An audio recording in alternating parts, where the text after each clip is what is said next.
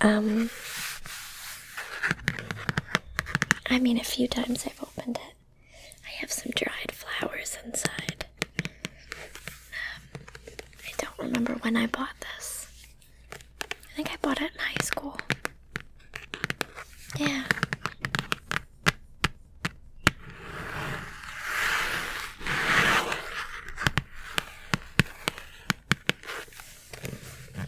Alright. We're gonna try this. Nice ASMR video.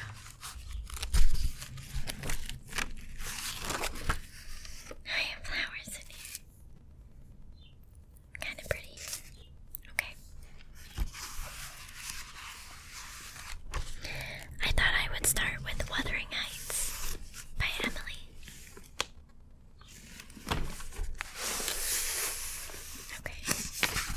Okay. Chapter 1.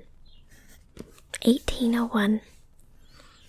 I have just returned from a visit to my landlord, the solitary neighbor that I shall be troubled with. This is certainly a beautiful country. In all England, I do not believe that I could have fixed on a situation so completely removed from the stir of society. A perfect misanthropist's heaven, and Mr. Heathcliff and I are such a suitable pair to divide the desolation between us. A capital fellow. He little imagined how my heart warmed towards him when I beheld his black eyes withdraw so suspiciously under their brows as I rode up, and when his fingers sheltered themselves with a jealous resolution still farther in his waistcoat as I announced my name. "Mr. Heathcliff," I said. A nod was the answer. "Mr. Lockwood, your new tenant, sir. I do myself the honor of calling as soon as possible after my arrival, to express the hope that I have not inconvenienced you by my perseverance in soliciting the occupation of Thrushcross Grange.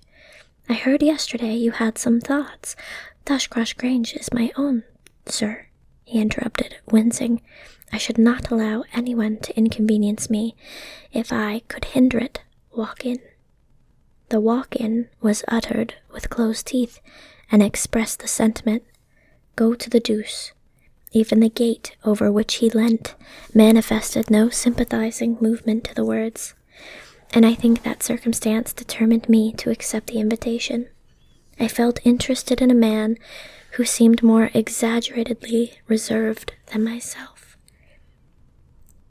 When he saw my horse's breast fairly pushing the barrier, he did put out his hand to unchain it, and then suddenly preceded me up the causeway, calling as we entered the court, "Joseph, take Mr. Lockwood's horse and bring up some wine."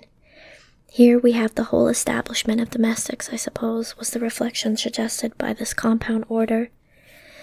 No wonder the grass grows up between the flags, and cattle are the only hedge cutters.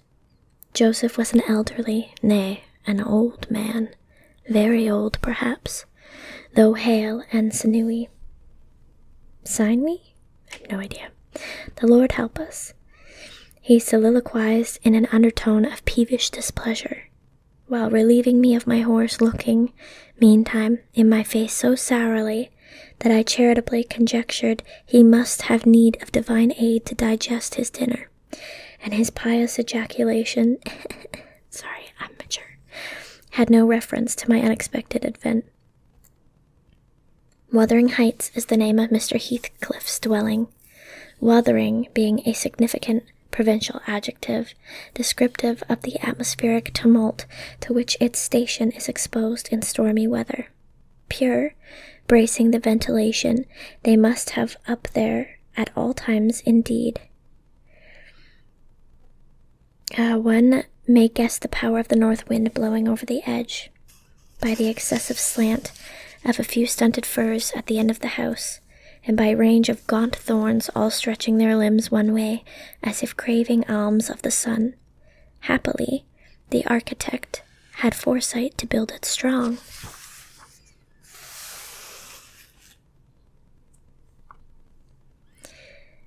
The windows are deeply set in the wall, and the corners defended with large jutting stones.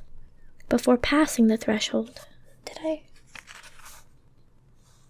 Yeah. Before passing the threshold, I paused to admire a quantity of grotesque carving lavished over the front, and especially about the principal door, above which, among a wilderness of crumbling griffins and shameless little boys, I detected the date 1500 and the name Hareton Earnshaw.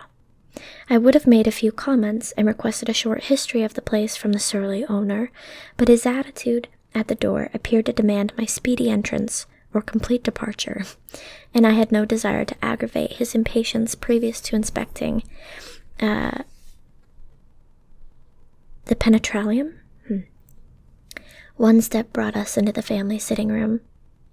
Without any introductory lobby or passage, they call it here the house preeminently. It includes kitchen and parlor generally, but I believe at Wuthering Heights the kitchen is forced to retreat altogether into another quarter. At least I distinguished a chatter of tongues and a clatter of culinary utensils deep within, as I observed no signs of roasting, boiling, or baking about the huge fireplace, nor any glitter of copper saucepans and tin colanders on the walls. One end, indeed, reflected splendidly both light and heat from ranks of immense pewter dishes, interspersed with silver jugs and tankards towering row after row on a vast oak dresser to the very roof. The latter had never been underdrawn. Its entire anatomy lay bare to an inquiring eye, except where a framewood laden with oat cakes and cluster of legs of beef, mutton, and ham concealed it. Above the chimney were sundry villainous old guns and a couple of horse pistols, and, by way of ornament, 3 gaudily painted canisters disposed along its ledge. The floor was of smooth white stone, the chairs high-backed, primitive structures painted green, 1 or 2 heavy black ones lurking in the shade. In an arch under the dresser reposed a huge liver-colored bitch pointer surrounded by a swarm of squealing puppies. The other dogs haunted other recesses. The apartment and furniture would have been nothing extraordinary as belonging to a homely northern farmer with a stubborn countenance and stalwart limbs set out to advantage in knee breeches and gaiters. Such an individual seated in his armchair, his mug of ale frothing on the round table before him, is to be seen in any circuit of 5 or 6 miles along these hills, if you go at the right time after dinner. But Mr. Heathcliff forms a singular contrast to his abode and style of living. He is a dark-skinned gypsy in aspect, in dress and manners a gentleman, that is, as much a gentleman as many a country squire. Rather slovenly, perhaps, yet not looking amiss with his negligence, because he has an erect and handsome figure, and rather morose. Possibly, some people might suspect him of a degree of underbred pride. I have a sympathetic chord within that tells me it is nothing of the sort. I know by instinct his reserve springs from an aversion to showy displays of feeling, to manifestations of mutual kindliness. He'll love and hate equally under cover, and esteem it as a species of impertinence to be loved or hated again. No, I'm running on too fast. I bestow my own attributes over liberally on him. Mr. Heathcliff may have entirely dissimilar reasons for keeping his hand out of the way when he meets a would-be acquaintance to those which agitate me. Let me hope my constitution is almost peculiar.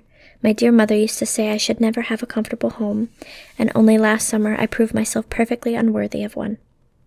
While enjoying a month of fine weather at the sea-coast, I was thrown into the company of a most fascinating creature, a real goddess in my eyes, as long as she took no notice of me. I never told my love vocally. Still, if looks have language, the merest idiot might have guessed I was over head and ears.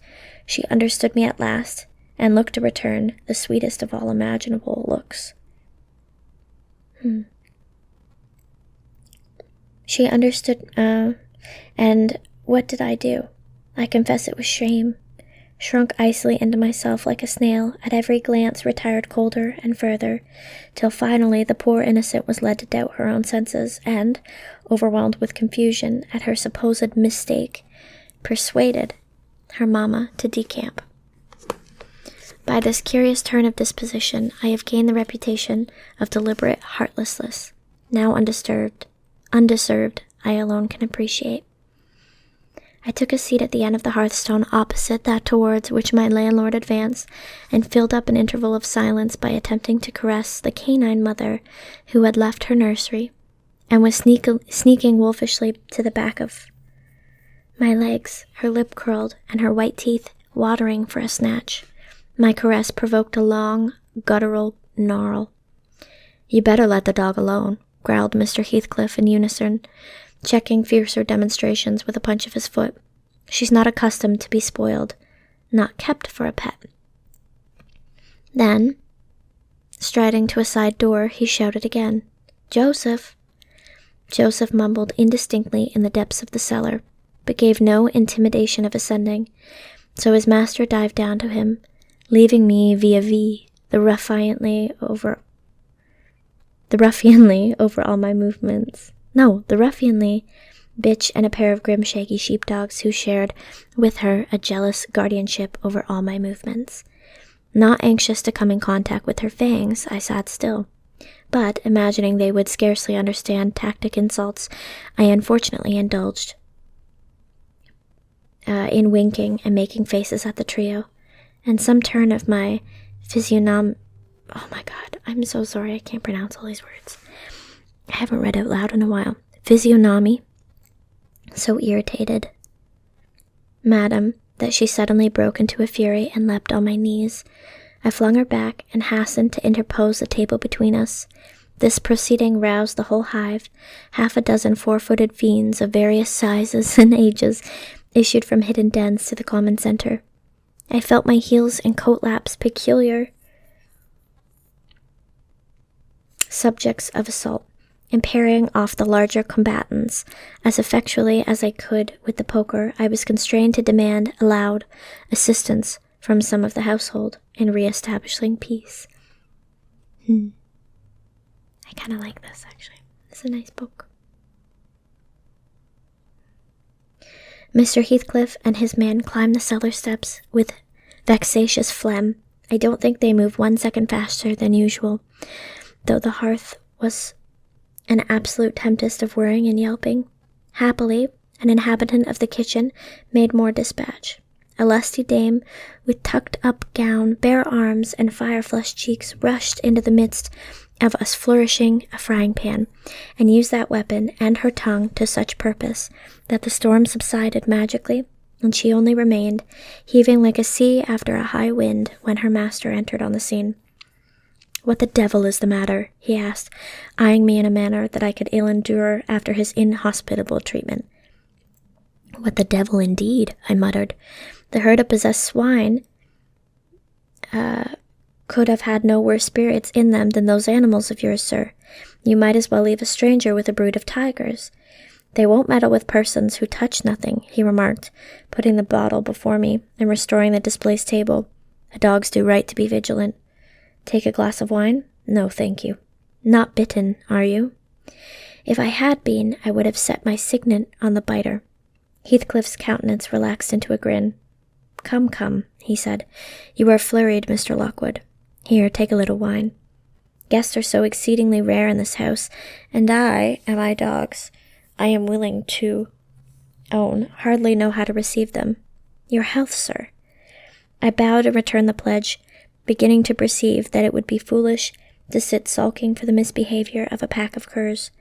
Besides, I felt loath to yield the fellow further amusement at my expense, since the humor took that turn. He probably swayed by prudential consideration of the folly of offending a good tenant, relaxed a little in the laconic style of chipping off his pronouns and auxiliary verbs.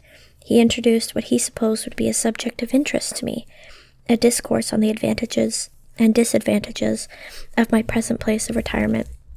I found him very intelligent on the topics we touched, and before I went home, I was encouraged so far as to volunteer another visit tomorrow. He evidently wished no repetition of my intrusion. I shall go, notwithstanding. It is astonishing how sociable I feel myself compared with him. That's so interesting. Wait, so is the main character a guy? I mean, like Heathcliff, but like the person we were? That's so interesting. Anyway, I think I'm gonna end today's video here. Thank you so much for watching and listening. I might do a second chapter by chapter maybe. Because I don't think I have enough time to do another chapter. Yeah, so I'll see you in the next video.